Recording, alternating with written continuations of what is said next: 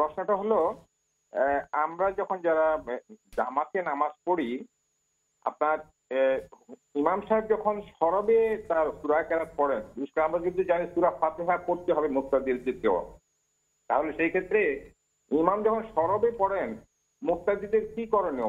যেহেতু সূরা ফাতিহা মুক্তাদিরকে পড়তে হবে, তাহলে ইমামের পড়াটাকে কিভাবে মুক্তাদিরা নিবে আর কি, জি। একটা।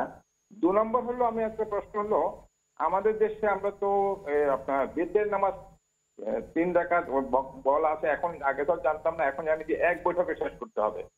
তো সেই ক্ষেত্রে আমরা সৌদি আরবে দেখছি যে আপনার ইমাম সাহেব মানে তৃতীয় রাকাতে রুকুতে থেকে উঠে তারপর হাত তুলে যে দোয়াটা পড়েন, তো আমরা এখন চেষ্টা করছি সেটাই করতে, কিন্তু সেখানে কি এই যে হাত তুলে দোয়াটা কি শুধু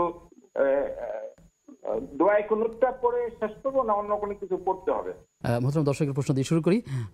তিনি বলেছেন যে জামাতে সালাত আদায়কালীন সময়ে সরাবে যখন ইমাম কিরাত পড়বেন তখন মুসল্লি তো ফাতিহা পড়বার কথা তিনি অন্য হাদিস থেকে জেনেছেন, তো এক্ষেত্রে কি করবেন?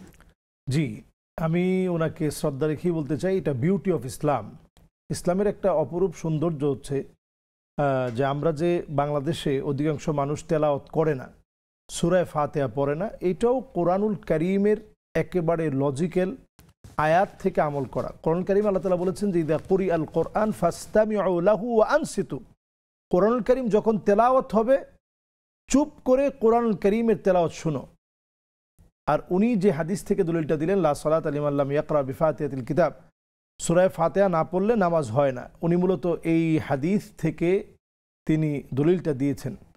তো আমি ভাইকে বলবো যে আসলে ইসলামের সৌন্দর্য, ইসলামকে আমরা যখন বাড়াবাড়িতে রূপ দিই তখন ইসলামের সৌন্দর্য বিনষ্ট হয়। বাংলাদেশে যেভাবে আমরা পড়ছি না, যারা বাংলাদেশে পড়ছি না এরা ভুল করছে না, আসলে এটাও সঠিক মত। আবার যদি কেউ পড়তে চান তাহলে এটাকেও আমি বলতে পারবো না যে এটা একবারে ভুল হয়ে যাচ্ছে, কারণ এটাও হাদিসের আমল অনুযায়ী সঠিক মত।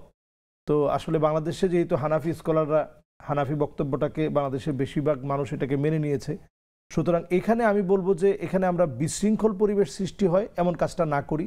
আর উনি যেটা বলছিলেন যে এসে আমি সূরা ফাতিহা পাইনি, অথবা সূরা ফাতিহা তেলাওয়াত শেষে অন্য একটা সূরা মিলানো হচ্ছে, ওই অবস্থায় এসে যদি আপনি পড়া শুরু করেন, এতে করে বরং আপনার সামান্য আওয়াজ হলেও ওটা যদি আপনি ইমামের এক কাতার পিছনে থাকেন অথবা 2 কাতার পিছনে থাকেন, আপনি ফিস ফিস করে যদি পড়তে থাকেন, পাশের লোকটার হয়তো ডিস্টার্ব হবে, কনসেন্ট্রেশন ব্রেক হবে। তো এটা না করি আমরা এটা না করে বরং আমরা সে অবস্থায় কোরআনুল কারীমের তেলাওয়াত শুনি, এটাই অধিকতর শ্রেয় হবে বলে আমি মনে করছি। দ্বিতীয় প্রশ্ন ছিল তার এরকম যে বেতের সালাত 3 রাকাত এবং 1 রাকাত, এবং তিনি বলেছেন যে বেতের যে দোয়া কুনুত, এই কুনুতের যে হাত তুলে পড়ার কথা তিনি বলেছেন। এখন দোয়া কুনুত ছাড়া দোয়া বা দোয়া কুনুতের পরে অন্য কোনো দোয়া পড়া যাবে কিনা? হ্যাঁ, দোয়া কুনুত তো আমরা বাংলাদেশে পড়ি এই জন্য যে বাংলাদেশে আমরা সচরাচর ওই আরবিগুলো আমরা জানি না। আর এক্ষেত্রে যেহেতু এটা সালাত এবং এই সালাতটা যেহেতু ওয়াজিব, এখানে নিজে বাড়িয়ে এমন কিছু বলা যাবে না যেটা অনর্থক হয়ে যাবে। বাংলায় বলার এখানে সুযোগ নেই, আরবিতে বলতে হবে। তো আরবিতে বলার ক্ষেত্রে আপনি এই দোয়াগুলো অ্যাড করতে পারেন, আল্লাহুম্মা গফিরলি, আল্লাহুম্মা আরহামনি, ওয়াহদিনি, ওয়াআফিনি, ওয়ারজুকনি, যেটা আমরা 2 সিজদার মাঝখানে পড়ি। এই দোয়া এখানে আপনি পড়তে পারেন। এটা একেবারে বিনয়ের সঙ্গে, দোয়ায় কুনুত মানে যে দোয়া অত্যন্ত বিনয়ের সঙ্গে যে দোয়াটা পড়া হয়, তো আপনি বিনয়ের সহিত এখানে মাসনুন যে দোয়াগুলো রয়েছে সে দোয়াগুলো আপনি পড়তে পারেন, এতে কোনো অসুবিধা নেই। এখন উনি আসছে হাত উঠানোর বিষয়টা নিয়ে। হাত উঠানোর বিষয়টাও নিয়েও আসলে উলামায়ে কেরামের মধ্যে হানাফি মাযহাবে হাত উঠায় দোয়াটা করে না, কিন্তু অন্যান্য মাযহাব অনুযায়ী এই সময় হাত উঠিয়ে দোয়া করে, এবং আরব দেশে এই সময় হাত উঠিয়ে দোয়া করে। এটার ক্ষেত্রে আমার মনে হয় না যে কোনো অসুবিধা আছে। হাত উঠিয়ে যদি আপনি দোয়া করতে চান, দোয়া কুনুতের সাথে আরও দোয়া করতে চান, একেবারে বগল পর্যন্ত উন্মুক্ত হয়ে যাওয়া, এটা আমল থেকে পাওয়া যায়। এটাও যদি আপনারা করতে চান এক্ষেত্রে কোনো নিষেধাজ্ঞা নেই।